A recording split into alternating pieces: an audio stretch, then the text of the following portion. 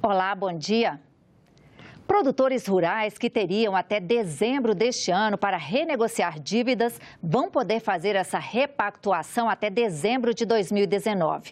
É o que determina a medida provisória aprovada pelo Senado nesta terça-feira. A MP estava em vigor desde 25 de junho, mas precisava da aprovação do Poder Legislativo. A medida provisória concede descontos para os produtores que quiserem liquidar dívidas do Programa Nacional de Fortalecimento da Agricultura Familiar, o PRONAF. Para os agricultores familiares das regiões Norte e Nordeste, os descontos serão de até 95%. Já os agricultores das regiões Sul, Sudeste e Centro-Oeste terão descontos de até 60%. Além disso, será possível refinanciar a dívida. O produtor rural, de acordo com o porte pequeno, médio ou grande, tem que dar uma entrada de 1%, 3% ou 5%.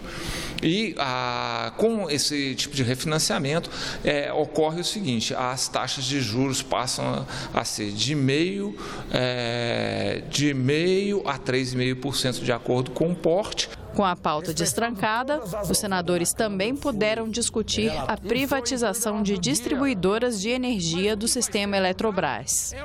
Mas por 18 votos a favor e 34 contrários, o projeto foi rejeitado. Além disso, o plenário aprovou a destinação de parte do pagamento de multas ambientais para financiar a arborização urbana e a recuperação de áreas degradadas.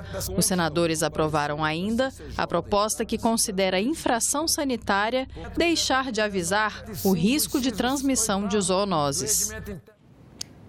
Outra proposta aprovada nesta terça-feira pelos senadores em plenário determina que todas as receitas de médicos e dentistas, inclusive de medicamentos manipulados e de controle especial, passem a valer em todo o país. O projeto de lei segue para a sanção presidencial. Medicamentos como psicotrópicos, entorpecentes, retinoides e talidomida. Essas são algumas substâncias que só podem ser vendidas com o receituário médico. Psicotrópicos e entorpecentes eles são usados muito na área de psiquiatria, em várias áreas. Talidomida, que é usado na área de dermatologia e tem aplicado no tratamento da Hansen. E vários outros, como os antibióticos, que têm controle especial. Então, são aqueles que são sob regime de controle especial pelas autoridades de vigilância sanitária. O Conselho Federal de Farmácia explica que o motivo é a preocupação com o tráfico e o abuso dessas drogas. Se não for com receita, a adquisição de medicamentos sujeitos a controle especial configura crime, configura tráfico de drogas e a pena inafiançável de 5 a 15 anos. A dificuldade de conseguir esses remédios é maior quando a receita é de outro estado.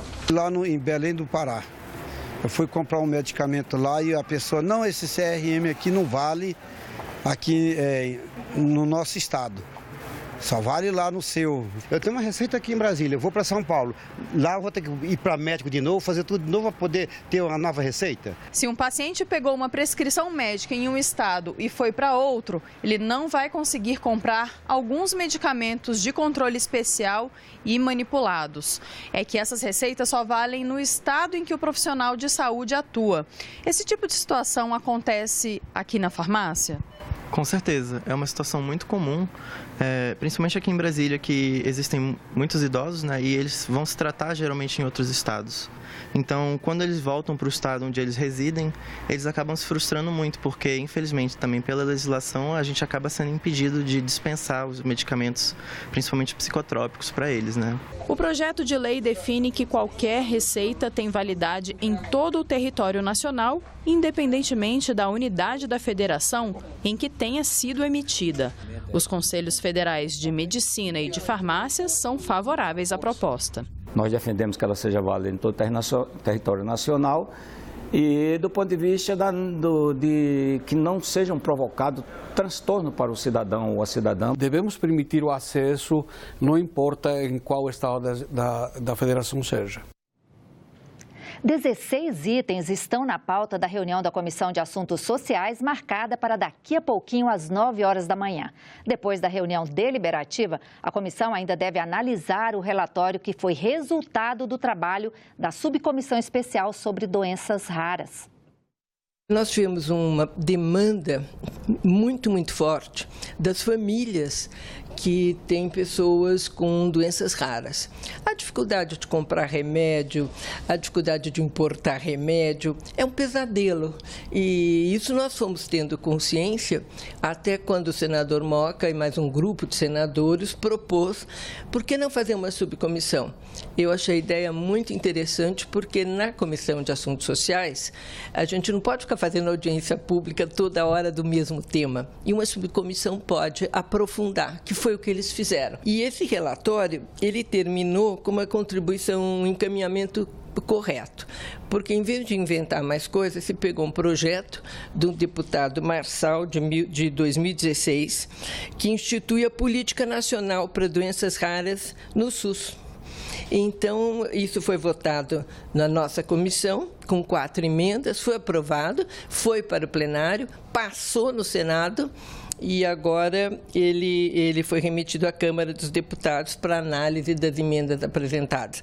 E o outro é o projeto que altera a lei do planejamento familiar para facilitar o acesso a procedimentos de laqueadura e vasectomia. Esse projeto é do senador Randolph, a relatora sou eu. Acho bom também, porque hoje para fazer laqueadura tem que pedir permissão para o marido fazer vasectomia tem que pedir permissão para a mulher, a pessoa deixa de ser indivíduo, passa a ser um pedaço do outro. Então, acho que são projetos bons. Vamos ver agora o que está previsto para acontecer nas outras comissões do Senado nesta manhã. Às 9 horas, a Comissão de Ciência e Tecnologia examina as propostas de emendas da Comissão ao Orçamento Federal do ano que vem. A Comissão de Constituição e Justiça tem reunião prevista para as 10 da manhã. Além de sabatinar o indicado do presidente da República para o Superior Tribunal Militar, os senadores devem votar um projeto que reformula o Cadastro Nacional de Pessoas Desaparecidas. Às 10 horas, também tem reunião da Comissão de Direitos Humanos. Em pauta, uma proposta que obriga os shoppings a disponibilizarem brinquedos para crianças com deficiência. A Comissão Mista de Orçamento se reúne às 10 da manhã. Senadores e deputados vão apreciar 5 projetos de lei que abrem crédito especial para diversos órgãos do Poder Executivo. E às 11 horas, a Comissão de Fiscalização e Controle debate projeto que proíbe publicidade infantil em escolas públicas e privadas. E às 11 da manhã tem sessão do Congresso Nacional. Em pauta, vetos do presidente da República e a abertura de créditos extraordinários para o Poder Executivo. A maioria das comissões do Senado já entregou as emendas ao orçamento da União para o ano que vem. Mas alguns parlamentares ainda precisam de mais tempo para análise. O prazo para apresentação de emendas é entre 1º e 20 de outubro. Por causa do período eleitoral, este ano foi estendido até 8 de novembro e ainda existe a possibilidade de ser prorrogado mais uma vez. Eu vou analisar essa questão da prorrogação do prazo das emendas e, obviamente, dia 28 nós teremos o resultado de quem será o presidente, né? Será um ou outro, nós estamos no segundo turno.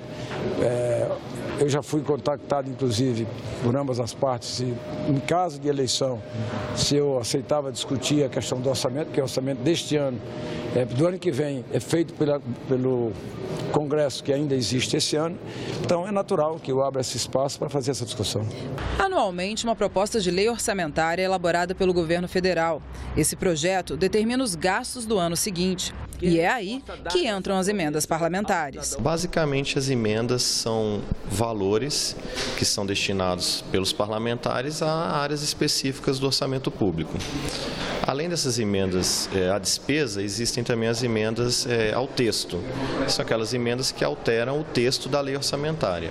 Existem as emendas de apropriação, que são essas emendas à despesa, que eu me referi anteriormente, e dentre essas existem as que são impositivas, ou seja, aquelas cuja execução é obrigatória, e essa obrigação foi estabelecida na Constituição, e existem as não impositivas, são as emendas cuja execução depende da decisão do Poder Executivo na execução do orçamento do ano que vem. Mas as mudanças precisam de aprovação da Comissão Mista de Orçamento. Para análise, é preciso que seja apresentado um projeto detalhado que justifique o uso dos recursos.